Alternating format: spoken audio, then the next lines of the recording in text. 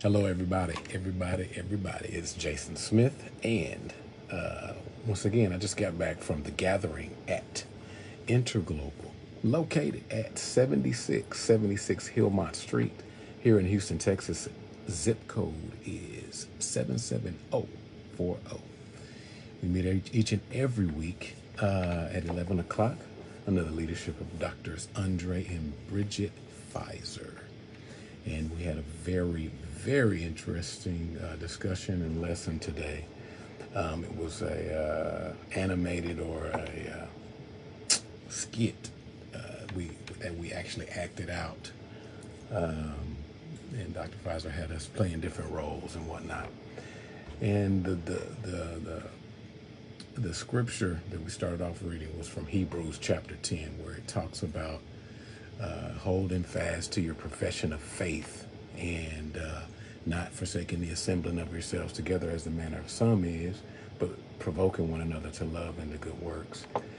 And then it says, for there remains no more sacrifice for sins if we willfully sin, or if we continue willfully in sin. There remains no longer any sacrifice for that sin because we are willfully engaging in that sin. And so the question came, how many of us have willfully sinned before? And it's like, oh yeah, we willfully sinned. And then he asked, what is correction? Okay, correction, and basically had me walking towards another team member, and then what it is you're walking towards God, and God says, come here, and then he turns you in the direction he wants you to go in, and then you're supposed to keep going in that direction. That's called correction.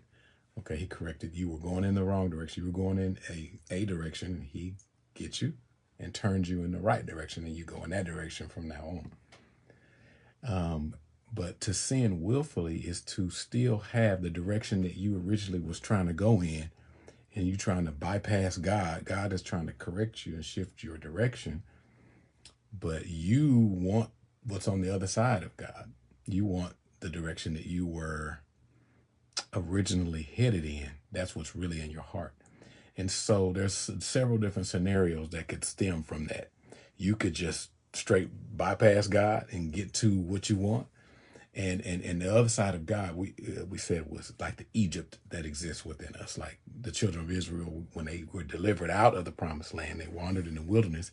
And after a few days of wandering or what have you, they start complaining and wanting to go back to Egypt. Like, look, man, we could have stayed in Egypt for all of this.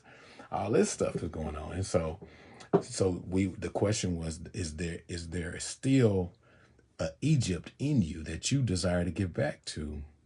Is there an Egypt that you're trying to get to? God has steered you in the right direction, told you to go a certain way, but you keep either looking back, wanting to reach back to the past or whatever you're familiar with and hang on to it while you're still trying to go forward in God. So that's one of the scenarios. You could be torn or between two things. You're trying to hold on to the past, but trying to go forward. You're trying to get credit for going forward, but you're really holding on to the past, or you're really looking back. So one of two things is happening. Either you're standing still in the same spot for years, or you're going forward at a very slow pace, a snail's pace, talking about that you're growing and it's a process. It's all about the journey, not the destination, and stuff like that.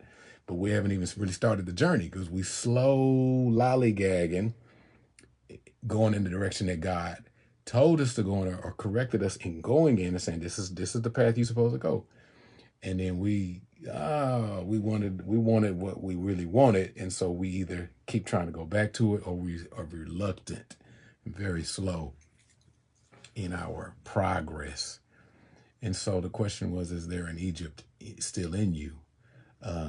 Because until that Egypt is done away with, and until we're delivered from the Egypt that's within us, until we're delivered from that, it's always gonna be painful for God to correct. Correction is gonna come across as a fight instead of correction. Like, oh no, you're going the wrong way. This is the way you're supposed to be going. And so when we either bypass God and try to get past him and just get back to Egypt, or we reluctantly go in the right direction slowly, then life itself, which, the phrase is that life be lifing. Well, life is going to life on you, but you're not going to have the power, the resilience to bypass life and get to where God told you to go, because you're reluctant. You don't have any strength. You don't have any power, and stuff like that. So it was a excellent illustration, personal illustration of that. And so when we're reluctant and moving forward in where God told us to do, life can just push us over. Life can just do whatever to us as it's life, and then we will fall over. We won't have any power, any effectiveness in life. And then if we try to go back to Egypt, just bypass God and go back to Egypt, there comes a point where God lets you go ahead and go back to Egypt and go back to and be where your heart really wants to be. But we want to be able to do that willfully and still feel good and still feel like, hey God, we're on one accord when we're not. And then when life and consequences start happening to us, then we're looking crazy at that point. But at the same time, when we're stretched between two opinions, when we reaching back to the past and still trying to go reluctantly into the future, what God has told us to do, that weakens us and lets us be susceptible. Like I said, it reduces and completely eliminates our effectiveness. And so that is the deal. We receive our deliverance from Egypt, the Egypt within ourselves. And I know for me personally, one of my takeaways was, your own self can be your own Egypt. It doesn't have to be a certain sin or a certain place or relationship or anything like that. It could just be you having your former mentality of how you perceived yourself, and you've always perceived yourself that way, and it's comfortable for you to perceive yourself that way. You've made it perceiving yourself that way. And when God is saying, stop perceiving yourself like that, you're not that. You are my son. You are my representative. You are divine. You are everything that I made Jesus to be. You are that.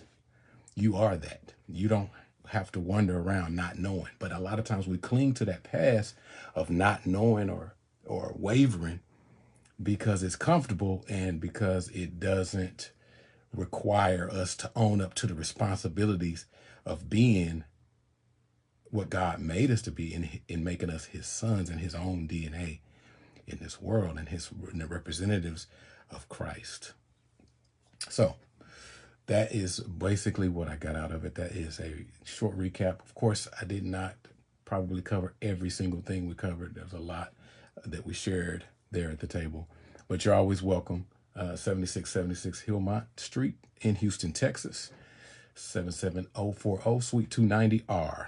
Okay, on the second floor, 11 o'clock each and every Sunday. All right. Thanks for taking the time to listen. Peace.